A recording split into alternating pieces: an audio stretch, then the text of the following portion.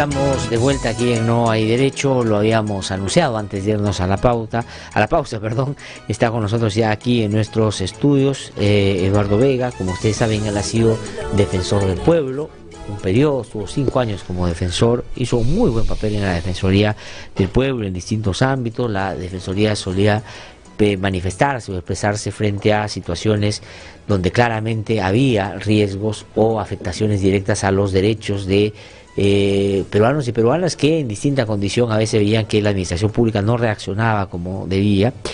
Y hoy trabaja y es director del Instituto de Ética y Desarrollo de la Universidad Antonio Ruiz de Montoya, una universidad que, debo decir, y para bien, ha crecido de manera significativa en los últimos tiempos y se ha muy rápidamente ido convirtiendo en un referente también académico muy importante en distintos temas vinculados a la investigación y a, digamos, el fortalecimiento institucional y democrático que creo que las propias universidades deben impulsar a quienes no solo pasan por sus aulas, sino en el debate público. Doctor Eduardo Vega, qué gusto saludarlo, buenos días. Estimado Glatzer, muchas gracias por la invitación. Ernesto, buenos días, gusto verlos después de algunos meses, ¿no? Es verdad, meses que seguramente han sido, digamos, de trabajo en la universidad, pero también de mirar con atención lo que está pasando en nuestro país, habida cuenta eso que suena en plural en nuestro país, pues una inmensidad, porque en los últimos 4 meses hemos dejado de tener un presidente de la República, se ha instalado una lógica y una dinámica de gobierno, casos de corrupción, en fin, varios casos que se están discutiendo. Quisiera comenzar de hoy hacia atrás un poquito, porque hoy estamos apreciando que, como ha dicho Monseñor Barreto, que va a ser cardenal a partir del 29, hay una distancia muy grande entre cómo el Congreso trabaja y lo que la gente requiere del Congreso. Él ha dicho, está a espaldas de la población. Estos días el Congreso ha estado en el ojo de la tormenta y sobre todo su presidente, no solo por los hechos, sino por la manera como ha respondido a la interpelación legítima de la prensa.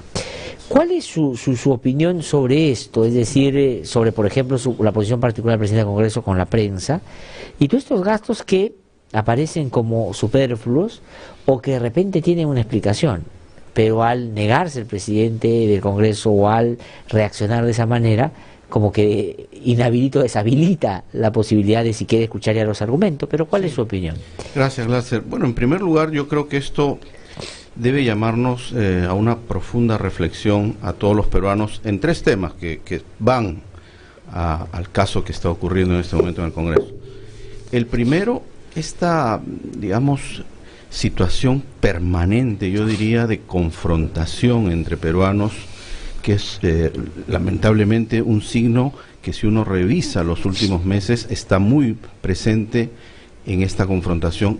Podemos graficarla entre el Ejecutivo y el Congreso, pero seguramente encontraremos también en otros ámbitos de la vida peruana que esta confrontación se repite. El lugar de la memoria, sin duda, también es un tema de confrontación que, desde mi particular punto de vista, no debería serlo, y sino más bien deberían ser temas de unidad, temas que convoquen a los peruanos, como lo es hoy día el caso de Paolo Guerrero. Creo que ahí hay una reflexión de fondo. No gastemos tiempo en dividirnos y en enfrentarnos, sino busquemos la unidad. Y sobre la pregunta que tú me haces, creo que hay 2 reflexiones para mí importantes. Creo que la intolerancia, la falta de diálogo nos puede estar ganando a los peruanos, y creo que eso puede ser también un tema que puede afectar seriamente la gobernabilidad, esa relación que debe haber entre la ciudadanía y sus autoridades. El caso, creo que, de los insultos, de los agravios, yo creo que no hay que permitirlos de ninguna manera. Creo que respetos guardan respetos y hay que de esa manera impulsarlos. Y en tercer lugar, al tema concreto del Congreso y los gastos. Yo particularmente, que he estado 20 años en la administración pública y los últimos 5, 2011, 2016 como defensor del pueblo, puedo decir con mucha, digamos, conocimiento, que a veces la austeridad no es el principio que rige la gestión pública. Se gastan a veces dineros que son de todos los peruanos en cosas que son superfluas, y yo esperaría ahí que, más que defender algunas compras, algunos gastos, más bien hay una actitud de poder recapacitar y ver efectivamente cómo se está gastando, qué se está ejecutando a nivel general. Ahora ha sucedido con el Congreso, pero seguramente si nos ponemos a revisar otras instituciones y entidades, probablemente encontremos también gastos superfluos que no estamos utilizando bien en los recursos. Entonces yo te diría eso, ¿no? Evitemos la confrontación, defendamos principios, eso yo lo pongo por encima de todo, evitemos la confrontación, busquemos el diálogo y la tolerancia entre los peruanos, y en tercer lugar, sí, la austeridad tiene que ser un principio que rija generalmente la actuación pública, ¿no? Sí.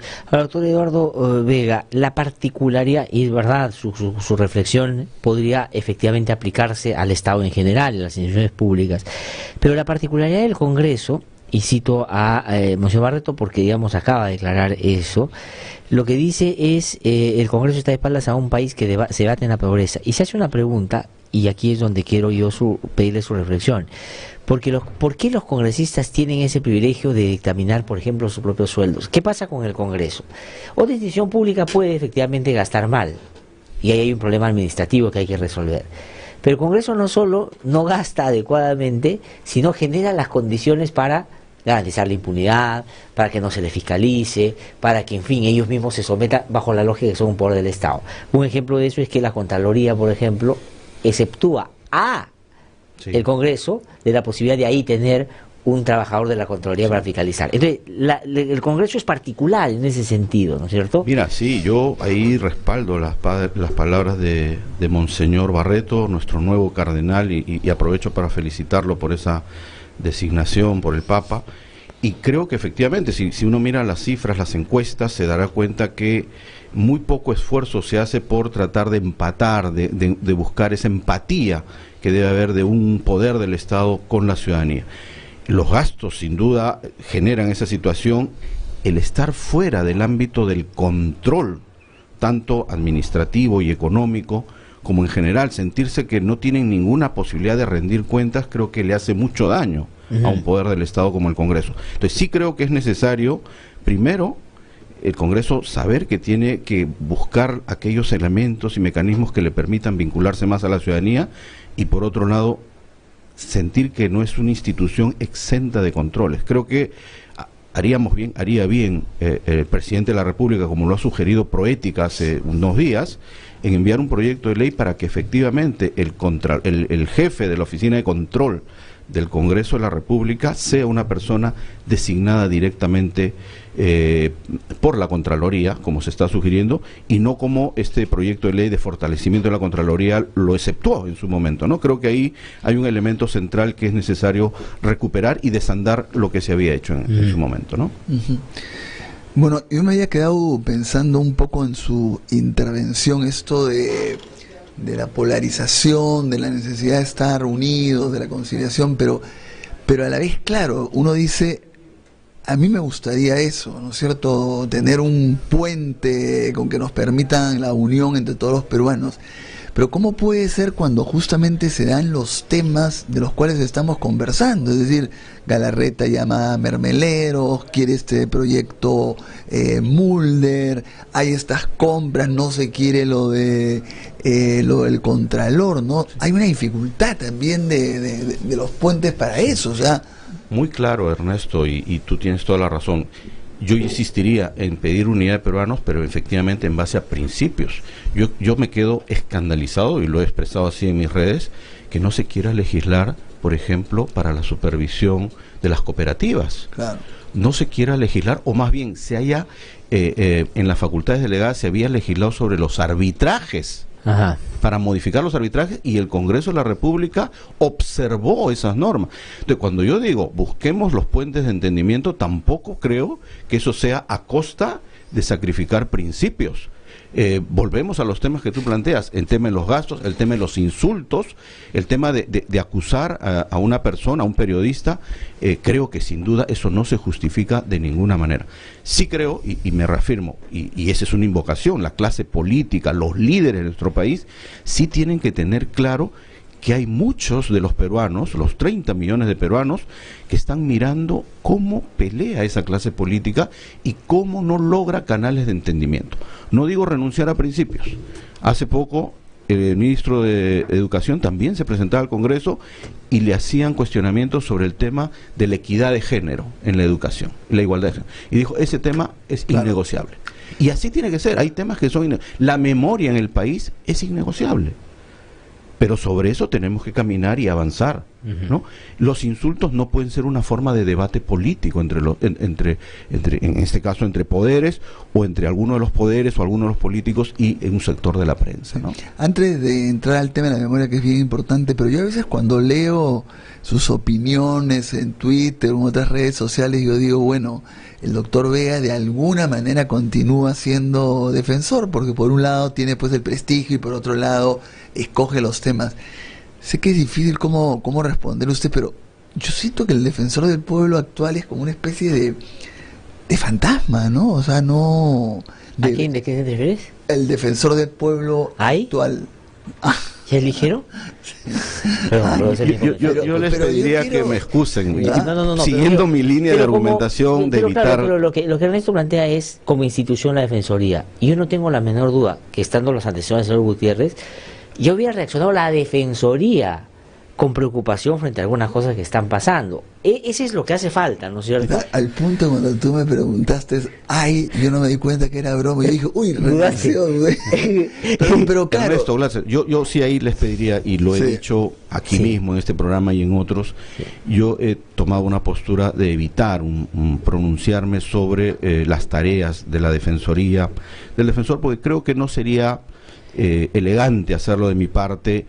Ya hay algún tiempo por delante, pero creo que efectivamente la ciudadanía, los poderes, ustedes tienen efectivamente los mecanismos para pronunciarse sobre eso. Yo, como es defensor, prefiero evitar esa situación. Sí sigo de cerca los temas, creo que en algunos temas hay una importante intervención. Evitaría, en todo caso... Pero lo que pasa es que hay algunos ministros, por ejemplo, que le preguntan cómo va el nuevo ministro, y dice, por lo menos ha desandado, ha retrocedido en la política. Entonces, para pasar a otro tema, pero por lo menos ha habido al comienzo una cierta coordinación o ha habido un diálogo para compartir experiencias, ¿o no? Entre Defensoría y... No, entre el defensor y usted.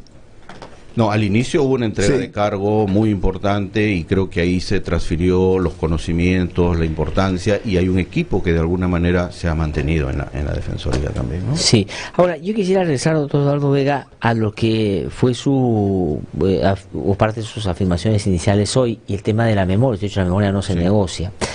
¿Frente a qué estamos ahí, no es cierto? Porque es sobre la actuación de un congresista que, digamos, por lo general tiene la polémica siempre instalada en su accionar, o es lo que ya se viene diciendo, yo soy parte de quienes lo dicen, una arremetida contra el lugar de la memoria, porque quieren cambiar la lógica y quieren, digamos, entrar en un escenario probablemente que pueda concluir en impunidad. Pero ¿cómo lo ve usted en términos de esto? ¿Cómo hay que ver, de qué perspectiva hay que ver eso? Sí. Creo que a lo largo de todos estos años ese tema ha estado como que a flor de piel, siempre. Algunas veces más escondido, menos visible, y otras veces como el efecto del péndulo apareciendo nuevamente públicamente en determinadas coyunturas, con determinados personajes que pasan a formar parte de la anécdota al final de cuentas, ¿no? Pero yo creo que aquí el tema central es cómo el Perú construye una memoria lo más fidedigna posible, lo más digamos completa también posible del panorama respecto a lo que nos ocurrió en 2 décadas de violencia que afectaron gravemente al país, ¿no? Ahora hemos olvidado, hace algunos días atrás, Sendero Luminoso, el 18 de mayo del 80, decidió declararle la guerra al Perú. Ese era el elemento central, y creo que alrededor de eso efectivamente tenemos que enseñar a nuestras generaciones, como se hace en otros países con sus propias historias, a que esos hechos no se vuelvan a repetir. Y efectivamente hay capítulos dolorosos de nuestra historia donde fuerzas del orden, efectivos de las fuerzas del orden, se encuentran involucrados en graves violaciones a derechos humanos, y eso también es parte de la historia. Ocultar eso no es sano. Querer contar la historia solo de una parte no es sano, igual de la otra parte. Aquí no se trata, y he visto que ahora aparece esa palabra, terruquear o señalar de proterrucos. Creo que nadie quisiera que en el Perú vuelva a aparecer, nadie vuelva a aparecer un sendero luminoso, y ese creo que hay que tenerlo como un elemento central, como un elemento de unidad entre los peruanos, ¿no? A ver, vinculado a este tema hay una tensión, ¿no? Por un lado, el derecho, los principios, los tratados internacionales establecen que cuando una persona cumple una pena, recupera todos los derechos que cualquier ciudadano común y corriente. Pero a la vez está el hecho de qué difícil que una persona que ha sido condenada y ya cumplió la pena, pero entra a determinadas funciones, como puede ser el Congreso, como puede ser la enseñanza, pero finalmente también estamos en un dilema, ¿no? Porque estaríamos cambiando un principio que viene rigiendo el Estado de Derecho durante mucho tiempo, ¿no? Entonces, ¿cómo resuelve usted esta tensión? En realidad, pues, estos casos, el caso del terrorismo concretamente, es un caso que nos lleva al límite estos principios y estos dilemas éticos, que como bien lo señalas tú, Ernesto, la sociedad y quienes dirigen el país tienen que tomar decisiones. Yo particularmente creo que sí, cuando hay un dilema, uno pone en la balanza dos principios que pueden estar en juego y tiene que tomar una decisión sobre esos temas. Y creo que la decisión de que personas que han tenido una condena por terrorismo no puedan ingresar en general al Estado, tú has señalado el ejemplo de educación, no pueden ingresar a la educación, o al Congreso, que es una entidad tan sensible por el manejo de información, creo que son restricciones a ese derecho que tiene la persona de rehabilitarse y de reinsertarse a la sociedad perfectamente compatibles. Yo particularmente no encuentro una dificultad, y son opciones que el Estado en su momento tiene que tomar. Nada, y el Estado tiene que alentar la rehabilitación, reinserción de la persona, tiene que generar las oportunidades para que estos tengan trabajo y se alejen definitivamente de estas actividades terroristas, pero también somos conscientes, creo yo, y eso a veces hay que tenerlo muy claramente, que muchas de estas personas, pese a haber cumplido sus condenas, ideológicamente no han abandonado sus criterios, su forma de actuar, y entonces se convierten efectivamente en un peligro para la actuación del Estado. Igual ocurre con otros delitos, el tema de violencia sexual. Yo no me imagino a un maestro condenado por violación sexual volviendo al magisterio. Creo que ahí hay que ser muy claros, y que en esta valoración que hace la sociedad, en estos dilemas que se presentan, tiene que optar por un principio mayor, que es protección de la sociedad, que es de alguna manera proteger valores que inspiran al Estado, ¿no? Claro, hay una cierta lógica, pero a mí me da miedo también que se vaya avanzando en eso, ¿no? No pueden trabajar en el Estado, tampoco pueden trabajar en determinadas actividades, o sea, si son esos delitos, ¿por qué no los delitos, por ejemplo, de lesa humanidad? ¿Por qué no lo que significa fraudes contra el Estado? O sea, entonces, ¿por qué escoger solamente delitos? Yo le digo, concretamente, ¿no es cierto? Todo lo que tiene que ver con la caracterización de delitos de lesa humanidad también debería estar ahí, ¿no? Yo particularmente creo que sí, Ernesto, creo que sí. Pero nunca se menciona. No se ha mencionado, y digamos, completando ahí la información, ahora por ejemplo los delitos de corrupción, quienes han sido condenados no pueden volver al Estado o tienen la muerte civil. Claro. Y hay un proyecto ahora en el paquete que ha presentado el nuevo gobierno para ampliar esa figura de la muerte civil a otros delitos, al lavado de activos, a narcotráfico y también al terrorismo. Entonces creo que sí hay razones para justificar eso. Claro, creo que lo que tú nos planteas es hasta dónde se puede avanzar sin de alguna manera ya dejar de tener un Estado que promueve en general lo que la Constitución señala, que es la reinserción.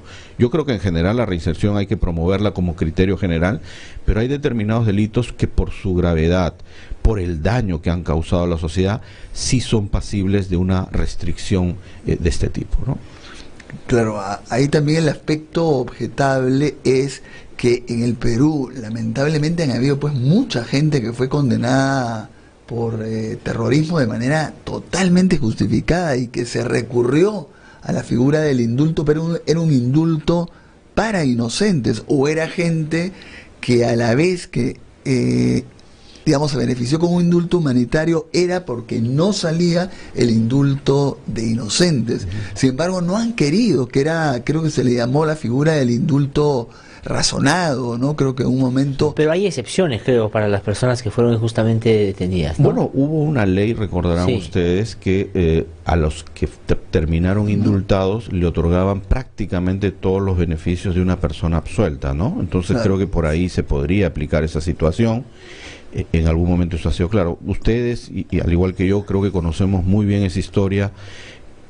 Resultaron indultados a través de este mecanismo cerca de 750 personas más o menos, ¿no? Entonces yo creo que ahí esas personas... Pero no hay la excepción, ¿No? No, porque yo el otro día leía que el propio Ministerio de Educación había planteado esa diferencia. Bueno, pero ahí yo creo que es un tema que hay que debatirlo, en todo caso, si no hay, eso debería resolverse. Ahora, cuando estamos hablando de este tema, estamos hablando de aquel que fue condenado, que probablemente nunca presentó indultos, que hubieron muchos de esos casos también, y que hoy día se reafirman como parte de la organización. Duda, entonces ahí yo creo que hay que cuidar claramente esa situación, porque creo que ese es uno de los ataques que a veces se nos plantea, y hay que decirlo con mucha claridad, que somos una especie de tontos útiles del terrorismo, y yo creo que eso es muy lejano a nuestra actuación, a la actuación que tenemos. Sin duda eso no quita que reconozcamos derechos, pero a la vez que el Estado tome también sus precauciones para evitar esta situación de vuelta de gente que no tiene una fidelidad al Estado de Derecho, pueda retornar al gobierno. Doctor Eduardo Vega, usted, digamos, no solo fue defensor, un buen defensor cuando estuvo en esta institución tan importante, sino que después, y digamos, en donde por supuesto tuvo un reconocimiento inclusive de sectores diversos, para plantearlo en los términos correctos, ¿no? Después de eso, el presidente Pedro Pablo Kuczynski lo convocó para presidir la Comisión de Probidad, una comisión que lo que tenía como objetivo, en un tiempo corto de 45 días, y ustedes, digamos, actuaron en ese marco, para que le recomendara al presidente medidas muy concretas de lucha anticorrupción, de distinta medida, por decirlo a distintos niveles. Ese presidente salió, entre otras cosas, por corrupción, y entró el presidente Vizcarra, que dijo que la lucha anticorrupción iba a estar en el centro de su interés. ¿Ha sido así? ¿Siente que se ha retomado lo que la comisión planteó y que hoy estamos en un escenario en el que efectivamente hay esa voluntad expresada en hechos muy concretos? Sí. Gracias, Larce. Mira, en primer lugar, siempre señalo que fueron 45 días para entregar recomendaciones en ese momento al presidente Kuczynski. Fue ad honorem, no queríamos marcar una clara distancia con el gobierno y no tener ningún tipo de presión para presentar propuestas. Fueron 100 propuestas que se trabajaron muy rápidamente. No inventamos la pólvora, hay que decirlo. Lo que hicimos es recopilar muchas propuestas que circulaban en distintos ámbitos y ambientes. Entonces creo que eso es muy importante señalar. Lo que me queda claro es que mucha de esa comisión fue reacción a un hecho muy concreto, el del médico Moreno, Carlos Moreno, que hasta el día de hoy no se sabe si va a ser sancionado por esos hechos. Pero lo que me queda claro es que fue una reacción que no tenía una vocación muy sincera de implementar medidas, recomendaciones para este tema, ¿no? Y ejemplos uno puede mencionar varios. Hubieron algunos cambios normativos, legislativos que se puede señalar en su momento. Con la entrada del presidente Vizcarra, la primera medida, y él lo señala en su discurso, es que va a impulsar una lucha frontal contra la corrupción y presenta un conjunto de medidas, un pedido de delegación de facultades sobre 5 temas, ¿no? La declaración jurada de intereses, que debe ser obligatoria y no debe excluir a nadie. Yo creo que incluso los congresistas tendrían que presentar declaraciones juradas de intereses. Hay una redacción ahí que hay que mejorar. Se dice aquellos que manejen fondos públicos. Bueno, el congresista puede decir que no maneja fondos sin públicos. duda, ese va a ser el Yo creo argumento. que esa restricción no debería estar, debería ser para todos los altos funcionarios del país. En segundo, el tema de lobbies, ¿no? Una nueva ley de lobbies y que aborde de manera directa el tema del conflicto de intereses. Creo que allí, sin duda, hace bien el gobierno en entrarle a ese tema, por lo que hemos visto en los últimos tiempos tiene que ver efectivamente con este tema de la puerta giratoria y de que efectivamente no se cautelan los intereses del Estado muy claramente, ¿no? Tercero, todo el tema del financiamiento de campañas electorales. Creo que a lo largo de este tiempo, después de la Comisión de Integridad, yo me he dado cuenta que ese es quizás el tema central, Gladys. Si hay que escoger un tema, es ese. Porque ahí está como la madre de cordero de lo que luego se convierte en un círculo vicioso de la corrupción. Lo hemos visto en el caso de Odebrecht, financiando la campaña de todos los políticos, yo no tengo ninguna duda de eso, pero lo veo hoy, que estoy haciendo una investigación en regiones, que eso se produce de manera frecuente, parece que no hubiese cambiado nada en el país, y hay dineros ilícitos del narcotráfico, de la minería ilegal, de la tala ilegal, o dineros de proveedores que se agrupan para financiar campañas y que sin duda no hay ningún tipo de controles. Entonces ese es el tercer tema. El cuarto tema tiene que ver